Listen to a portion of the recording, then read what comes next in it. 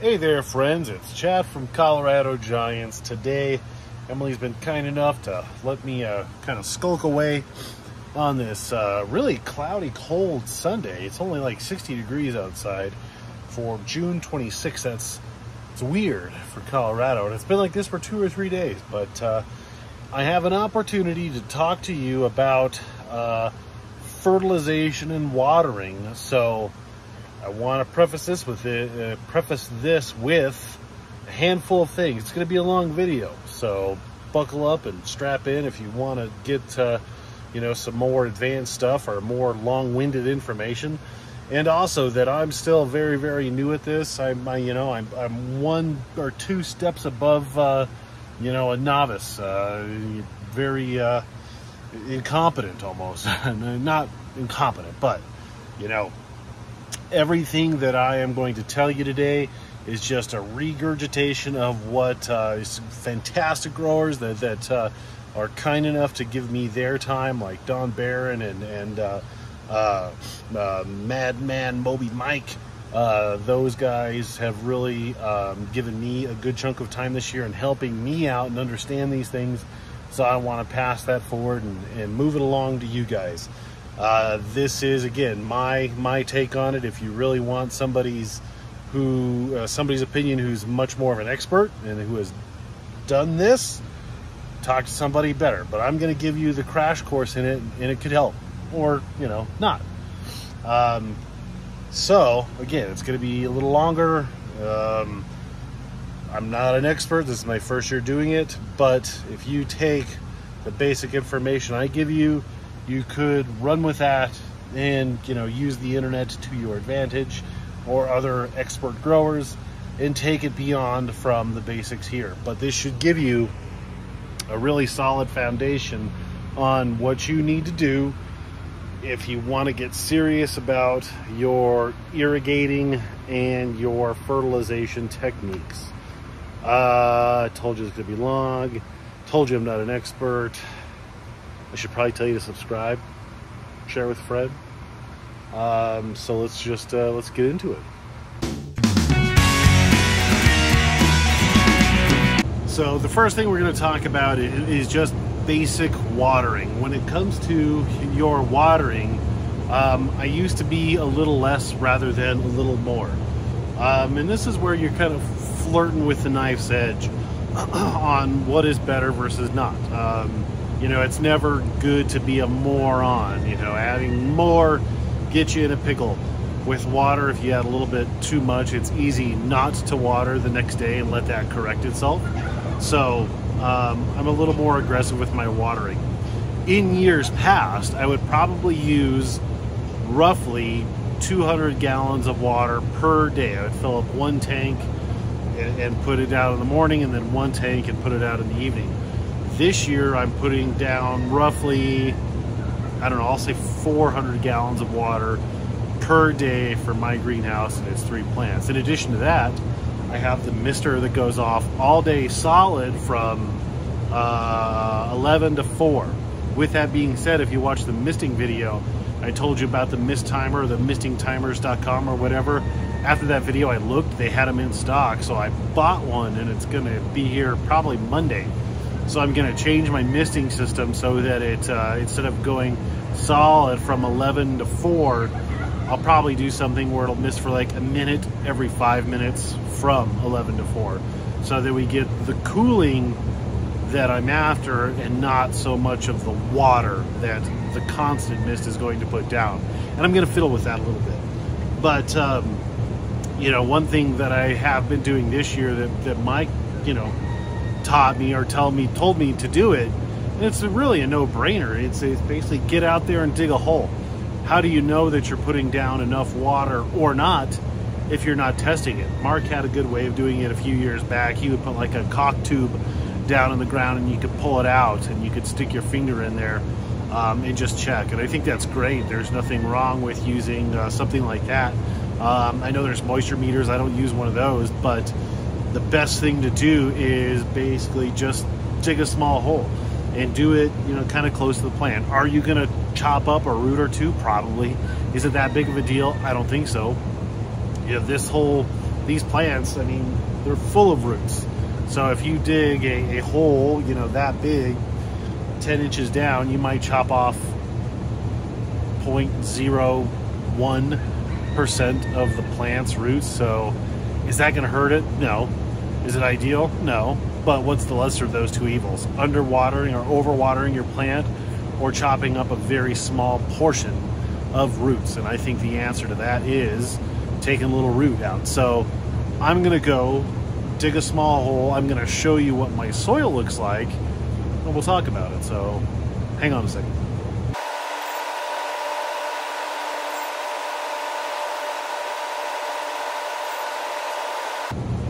So here you are. Here is literally a scoop. If I did it right, you should be able to see it. A scoop of my spade shovel. Well, I'd say the spade is probably 12 inches or so, and I took a scoop all the way down. You can see some of those little roots that I was talking about, but from the tip of the spade all the way to the top, it's uniformly moist. There's no, it's not like overly saturated. If I squeeze this, you know, I might get just a smidgen of water that wants to come out.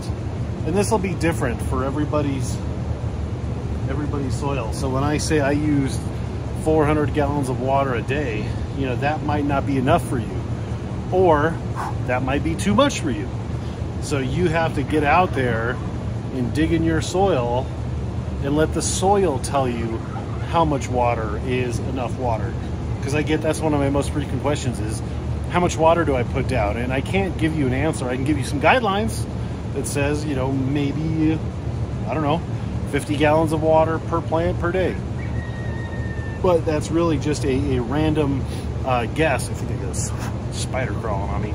A random guess based on just a general idea of what I do in my soil.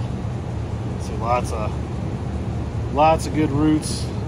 And I don't do this very often, by the way, because as I'm digging through here, I can feel all sorts of roots that I pulled up.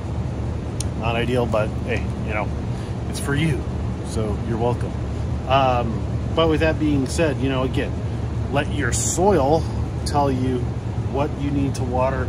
I have a lot of clay in my soil. I've added a lot of organic matter over the years. I want to add a whole lot more this fall, but yeah, there you go. That's how you. That's the main way to measure how much water your food basically put in your soil. What EC is, your plants have to keep it moist, but not just soaking, sopping, yucky amounts of moist wetness. You want it to look kind of like this. This is good. Dirt like back there where it's really dry. You don't want that. All this is good. So now let's talk about the water, what you put in the water, the fertilizer that goes into your soil, which gets sucked up by all those roots. So the main principle that you need to be familiar with if you are interested in actually measuring what you are feeding your plants and what your plants are eating is called EC, the electrical conductivity. EC is essentially the unit of measure that tells you how much stuff is in your water or in your soil that your plants are going to take up during a period of time. So, you know, a lot of you are familiar with ppm. ppm, or parts per million, is a measure of EC with a conversion added to it. When it comes to that, you know, now from what Don has told me and Mike, it's much more important to use the EC. It's more important to do the EC because ppm is different between every manufacturer of piece of equipment. So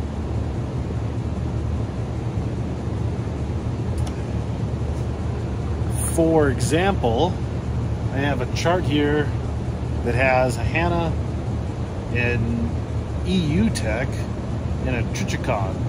So those are three different brands of instrument that have a different conversion. So if we just go to 1.0, 1.0 on Hannah is 500 1.0 on the UTEC and 1.0 on the Trichicon, respectively, are 500, 640, and 700. So if I am telling you, you know, Joe Blow grower, I want you to put down 600 ppm worth of fertilizer on your pumpkin, that number is fairly arbitrary between, you know, what if you have a Trichicon and I tell you 600, but really, you know, you're putting down, or I tell you to put down 1.0 worth of EC, that's 700 ppm instead of 600. Or if I tell you to do 600 on a Hannah, that's all actually 840 on the Trichicon. So, you know, it makes a difference. ppm is a somewhat, it's an arbitrary number that doesn't really, I'm not going to say it doesn't matter, but it's different between, you know, manufacturers. So the number that is consistent, though, is the EC. So if you go to, I will try to remember to link this in the comments section below. This will tell you what ppm your EC is, or what EC, you know what I'm saying. I, coming from the animal world, Hannah is the best when it comes to measuring devices in the animal world, specifically like aquariums and reef aquariums and all that stuff. So I got a Hannah instrument, and I have both a Hannah EC meter and a Hannah pH tester. So when it comes to using this will do both, essentially the EC as well as the ppm. What it means as far as the ppm, though, is somewhat irrelevant, since we have that that chart that says, you know, the EC. So I've just been going off of EC these days, and if somebody asks me, I'll look at my chart, and, you know, I'm going for 1.2, and that, you know, so on and so forth. So let's talk about now what EC you should shoot for. All right, so now hopefully you have a basic understanding of what EC is, but now we need to know how that correlates as to what we're putting down into our soil. So let's talk about how that relates into what we're actually feeding our plants and what our EC is in the soil. The good thing about the Hannah checker is that you can use this as far as both water and soil. So there's the meter right there. And you'll see I have some orange flags that I put down last week around the pumpkin patch. So what I do is I will stab this into the ground in a kind of a grid pattern, and I get an average of what the soil's EC is, which is telling me how hot or how much fertilizer or how much nutrients are in my soil at any point in time. I'm shooting for like 1.2-ish, 1.1, 1.2. Anything past that, and you're getting to the point where there's too much fertilizer in the ground, and it's going to burn the roots of the plant. So you can't just blindly follow this, because you also have to pay attention to your plant. You might have a plant that's a little more susceptible to root burn or problems with the plant itself, that's more sensitive. So, you know, as you're doing this, always pay attention to your plant. So again, I'm shooting for 1.2-ish or below. Some people, I think, you know, trying not to give away a lot of names. Some people will go with like 1.6 and they think that's better, 1.7. I'm really wanting to push the envelope this year. That's why I'm doing 1.2.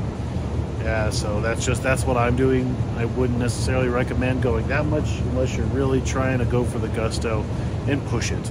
I think it would probably be helpful to tell you, actually show you what I'm talking about when I'm saying measuring your EC. So I stick that in the ground there and zoom in so you can see it. Right now the EC right here is 0.5. Go over here. It is 0.3. It's go check over here. It should be worth noting that because of the weather, I have not been watering as much or fertilizing as much the past few days because it's we haven't had a lick of sun. I'm putting that in there. We're at 0.5. And I do it in the same place because I want some measure of consistency. Right there, it's 0.6. So we'll say, you know, just with this sampling for the sake of thoroughness, 0.2, 0.3. So when you do this, you want to do this ideally right after you water, because this is checking electrical conductivity. The wetter the soil, the better of a reading you'll get. I haven't watered today, so this might be askew a smidgen, but because we've had no sun, it's probably pretty accurate, because I did water just one watering of 400 gallons yesterday, which was kind of an accident, but that's neither here nor there.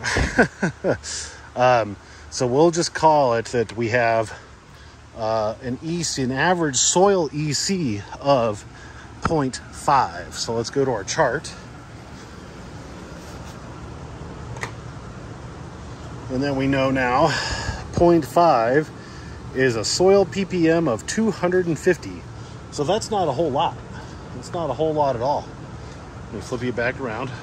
So with a soil EC of only 250, that's ppm or 0.5 EC.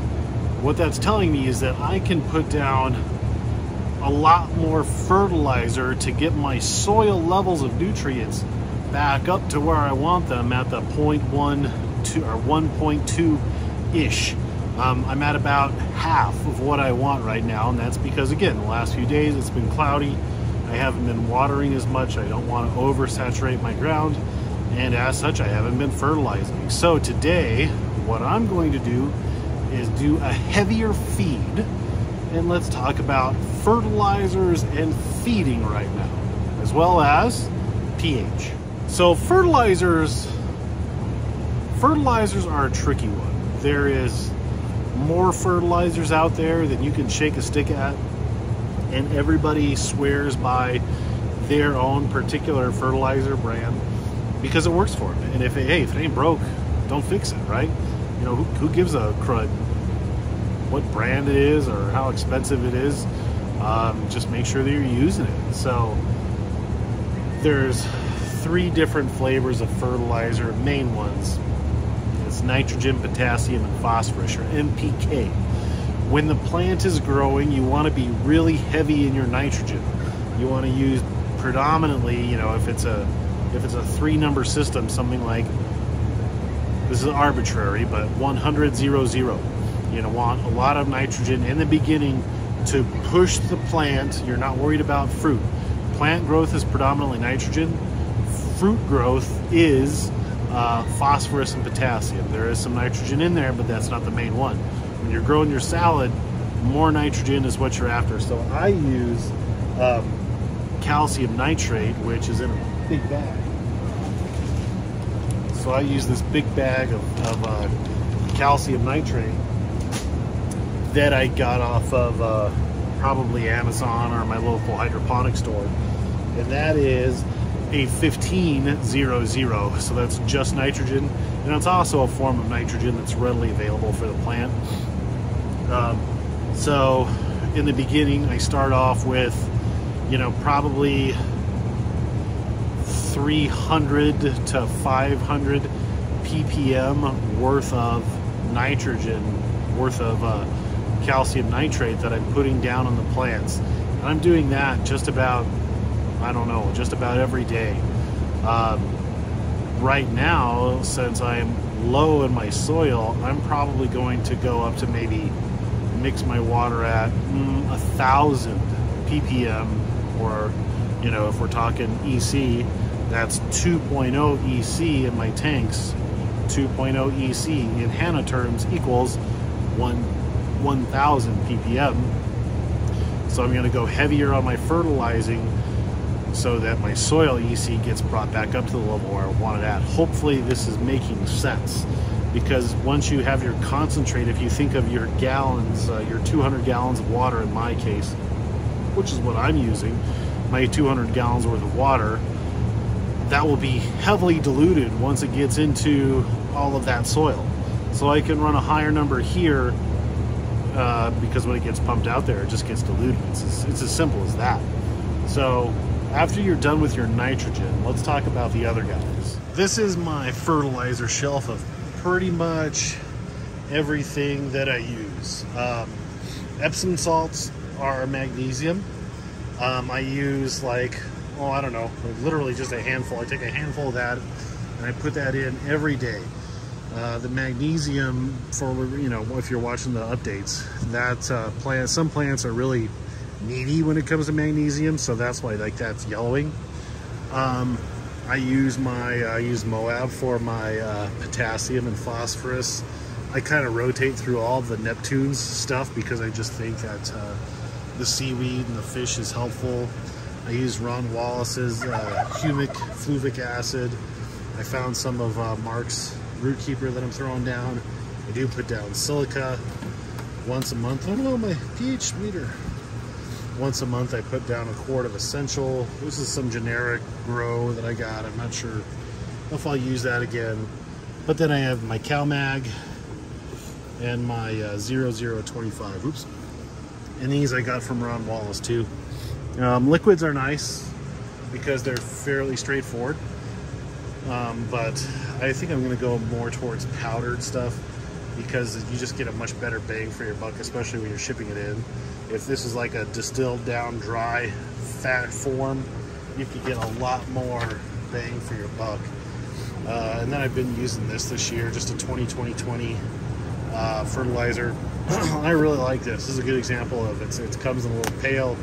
It's cheap. I think this pail's like 20 bucks or something, and I used a few of those. I should have got like the 40-gallon bag or the 40-pound bag, but I just never got around to that. So all of these have different pH characteristics as well as EC characteristics. So now let's talk about that. Something that I'm doing this year that I think is really important to explain to everybody if we're going really down the rabbit hole of more advanced stuff is what's in your water as is, as it comes out of your well or out of your city, as well as the pH and how that affects, you know, what you're adding, all of that, how it works together. So let's test this. I just filled up my tanks. There's nothing in here. This is straight out of my well. So right out of my well, I have an EC of basically 100. So that in HANA terms is basically 500. My baseline EC is 1, or if we want to use ppm, 500 ppm. So if I want to put in 1,000 ppm worth of calcium nitrate, which is what I want to do right now, I have to adjust my water to, I'm trying to look at the chart behind you, 3.0, which is 1,500 ppm. At 3.0, I'll negate my 500 baseline and just be putting in the 1,000 ppm worth of nutrients into my soil. And then I'm also going to test my pH. Usually I'm right around 7 out of my well. Ideal is 6.5 to 6.8.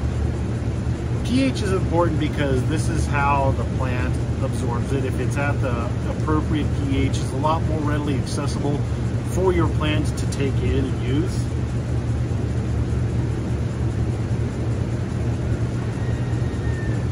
So I'm a little high today.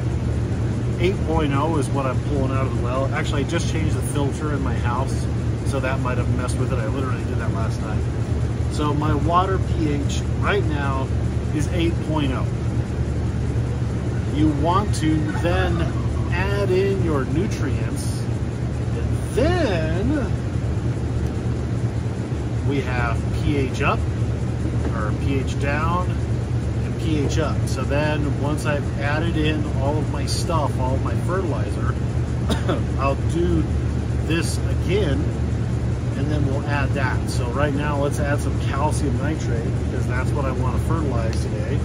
So right now, I'm going to start with 500 mils of calcium nitrate. This is where it can be kind of a pain in the butt to do it this way because you have to add this in and then wait for it to dissolve and kind of go in solution or suspension into the water. And then you can test it and go from there. And again, calcium nitrate is going to act differently as far as pH and EC/ppm than, you know, like Neptune. So I can't say I'm going to add 500 milliliters of Neptunes and expect the same thing. So this is where, and I have a piece of paper that I'm kind of measuring all these things and I'm writing it down so I don't have to take the time to do this, because what I'm going to do now is I'm going to plug in my recirculating pump, let it mix for like 15 minutes while I pull some weeds. Then we're going to come back, we'll test where we're at we're going to test where we're at with the EC, see if we need to add some more, and go from there. So we've been mixing for about 10 minutes. Let's go ahead and check where we're at as far as our EC. Again, we're shooting for 3.0. Our baseline is 1. I have a feeling we'll be at about 2. So we're at 1.84 right now. You don't have to use a little beaker, I just have it handy. Right in the tank it's 1.9. So if we added 500 milliliters and we got a 1 point jump, that means we need to add 500 more milliliters for another 1 point jump, getting us to our goal of 3.0. So let's do that and let it mix for another 10 minutes. So it's been another 10 minutes. Let's check it out, see where we're at. It's at 2.8. I don't think you guys could see it, but we're at 2.8. And that's close enough for me. I actually just remembered, I didn't just remember, but while I'm pulling weeds, I'm thinking about it. I have a pumpkin that's 7 days old today, and I have one that I pollinated today. I don't want to really give them a big gut punch of nitrogen because that one is at 10 days, 7 to 10 days old. That's when they start to grow. Pretty good. I don't want to blow up a pumpkin this early. So I'm happy with 2.8 is 1400. So if we minus our 5, that's 900 ppm worth of nitrogen that's going to go on the plants. That'll be a real good shot in the arm for them. So now that we know where we're at as far as ppm goes, let's test our pH. And then pH is important because that is, I don't know what to really call it in a dumbed down term that I understand, but it's basically just how readily absorbable the nutrient is to the plant. So if you're at your correct pH, the roots are happy, they'll suck up the nutrients faster. pH is 8.0. So a lot of the times, with a handful of exceptions, always store this wet. This is another Hannah checker, by the way. Most nutrients will drop or will raise your pH rather. So you need to add some pH down. This is only 15 bucks on the sticker. If you go to a hydroponics store, always make sure to ask them for like the 20% off. So this is not overly expensive. Unfortunately, there's no like 1 pH or 1 tablespoon equals 1% drop in pH. It doesn't work like that. It's just kind of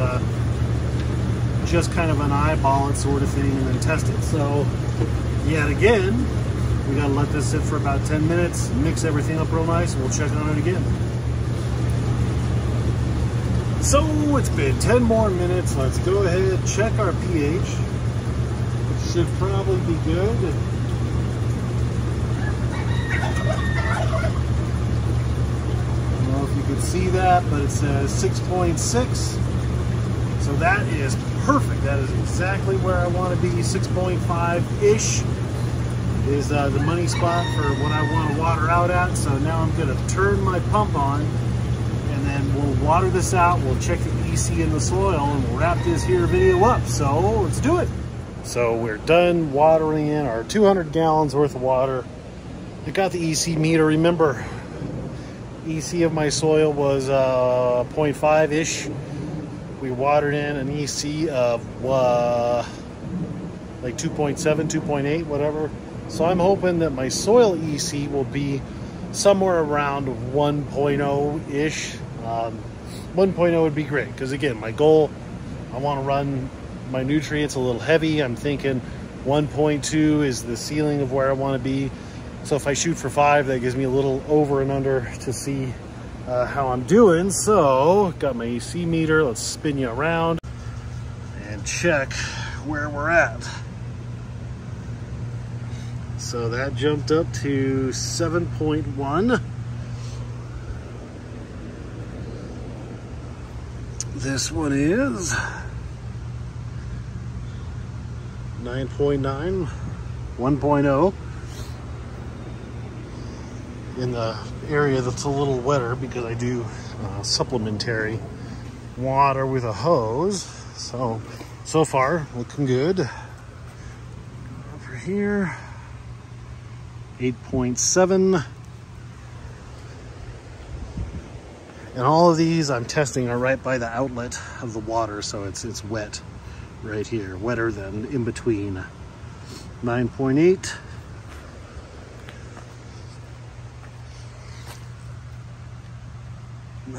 9.5.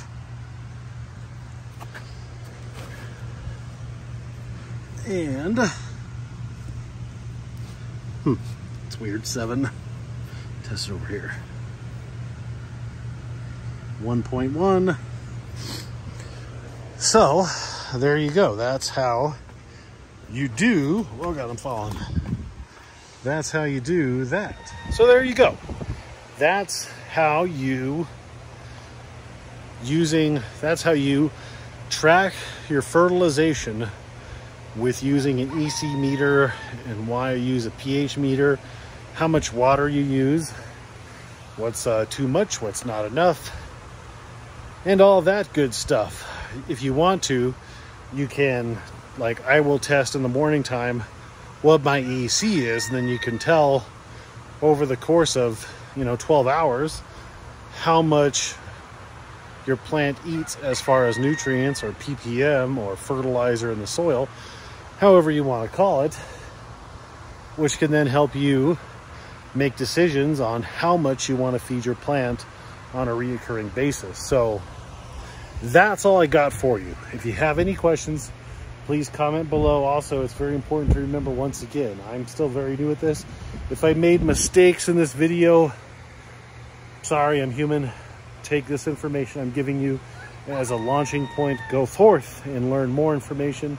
Comment below also if you'd like this long form video where I'm giving you more information, or if you're like, Chad, shut up.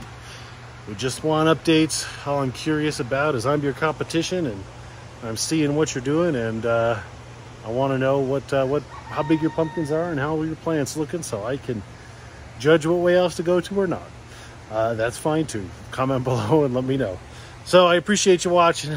Thanks everybody. Whew, almost done weeding. Back over here. So close.